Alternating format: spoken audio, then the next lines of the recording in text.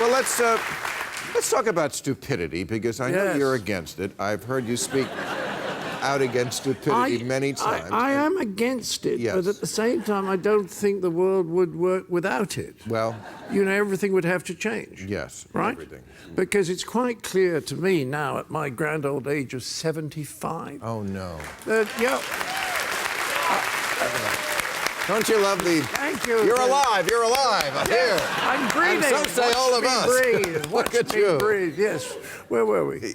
You were remembering at your old age. At my old age, something that I've forgotten. Well, you know, the great...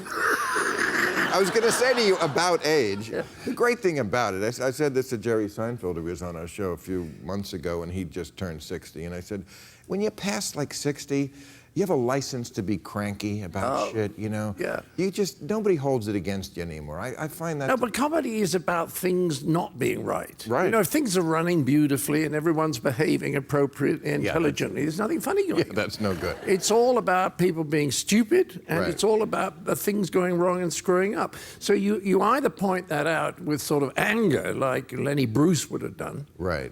Or else you point it out because it kind of gets funny. And what I realize at 75 now is that almost nobody has any idea what they're talking about. Right?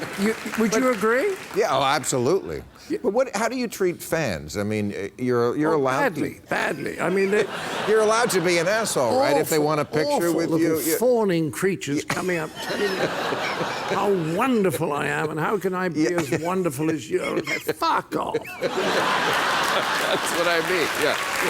Okay.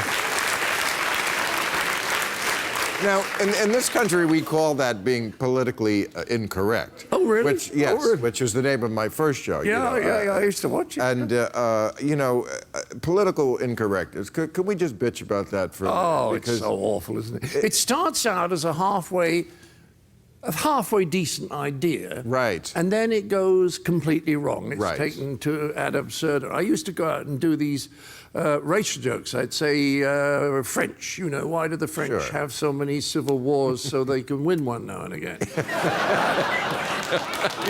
Why are Australians so well balanced? Because they have a chip on each shoulder, you know. Right. I used to do these jokes, and then I say, and there were these two Mexicans, and the whole place would go, oh. Right.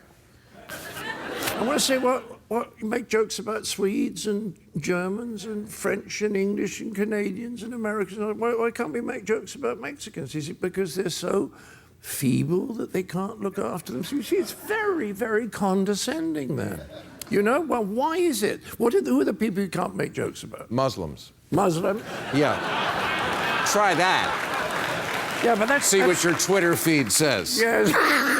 Yeah, but that's not saying that you can't. That just means that they'll kill you. Fuck them. Yes. Yeah. Oh, yes, I've said that. Theoretically, you could. You know, I've made jokes like, you know, it's a religion of peace. There's a piece of you over there, there's a piece of you over there. And see, they're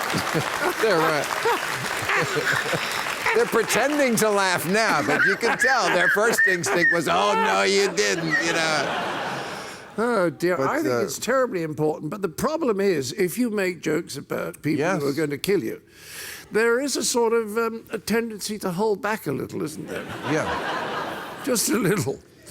But I mean, I think any kind of fundamentalism is terribly funny because you know, the thing about fundamentalism is it's taking whatever the book is, the Quran or the Bible, absolutely literally. Right. Now, I've met some pretty smart people in my life. And you know, not a single one of them was literal-minded. Right. Right? That's absolutely true. So do we say, well, Jesus said these things, but of course Jesus was very, very literal-minded, so he would want these things to be interpreted absolutely literally. No, he was smarter than that. And this is all basic misunderstanding. Well, if you're going to take anybody literally, I would take him literally, because he was a promoter of peace. Yes. Although he could be cranky, too. Well, he threw the moneylenders out of the temple, didn't he? Right, and he said things like, if you don't come to God through me, you will burn, which is cranky. But that's cranky. in general, he's nicer. On the whole, he's nice.